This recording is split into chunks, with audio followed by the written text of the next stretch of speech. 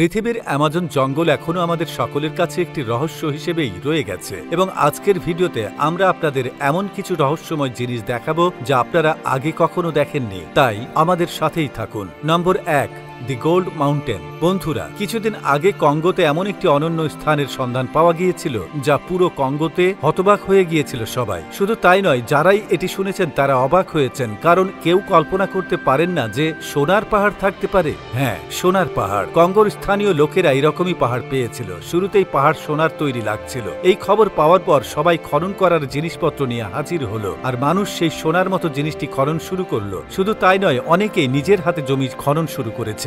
এরপর সকলেই সেই মূল্যবান জিনিসটি তাদের নিজ নিজ বাড়িতে নিয়ে গিয়েছিল।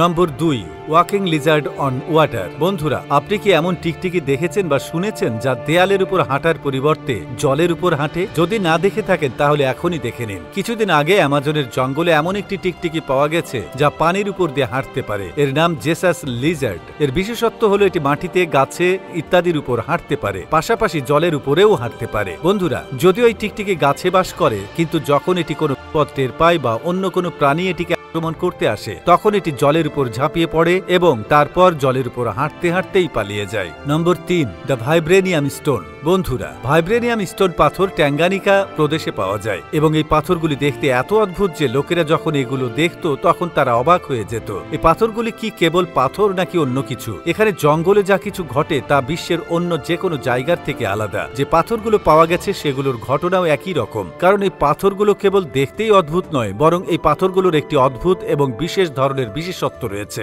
সেই বিশেষত্ব হলো এই পাথরগুলোতে এক ধরনের বৈদ্যুতিক চার্জ রয়েছে। নম্বর 4, দি বিলি অ্যাপস। বন্ধুরা, সম্প্রতি উত্তর কঙ্গোর উপত্যকা বনে একটি আশ্চর্যজনক আবিষ্কার প্রকাশিত হয়েছে, কারণ এই আবিষ্কার এই শিম্পাঞ্জির একটি নতুন প্রজাতি পাওয়া গেছে। এই প্রজাতির বিশেষত্ব হলো এই প্রজাতির শিম্পাঞ্জিগুলো দেখতে গরিলা এবং শিম্পাঞ্জির ক্রুজ ব্রিডের মতো। এই শিম্পাঞ্জিদের বলা হয় বিলি অ্যাপস। দ্বিতীয় বিশেষ বিষয় হলো তাদের উচ্চতা অন্যান্য শিম্পাঞ্জির তুলনায় অনেক বেশি। অন্যান্য শিম্পাঞ্জির উচ্চতা 150 সেন্টিমিটার পর্যন্ত হলেও তাদের উচ্চতা 180 সেন্টিমিটার পর্যন্ত। নম্বর 5, বয়েলিং রিভার। প্রায় 9 মিটার লম্বা এই নদীর বিশেষত্ব হলো এই নদী যেখানে শুরু হয় সেখান থেকে পানি ঠান্ডা, কিন্তু এই নদীর পানি যত এগিয়ে যায় পানির তাপমাত্রাও বাড়তে থাকে। নদীর তলদেশে পানির তাপমাত্রা বয়েলিং পয়েন্টে পৌঁছে যায়, অর্থাৎ পানির তাপমাত্রা প্রায় 100 ডিগ্রি সেলসিয়াসে পৌঁছে যায়। এই কারণে ছোট প্রাণী যদি এই নদীতে প্রবেশ করে বা কোনো কারণে পড়ে যায় তবে তারা জীবন্ত ফুটে ওঠে। তো বন্ধুরা, আমাদের এই ভিডিওটি কেমন লাগলো তা কমেন্ট করে জানাতে ভুলবেন না। ভিডিওটি লাইক দিয়ে শেয়ার করে দিন বন্ধুদের সাথে। এতক্ষণ সাথে থাকার জন্য আপনাদের সবাইকে ধন্যবাদ।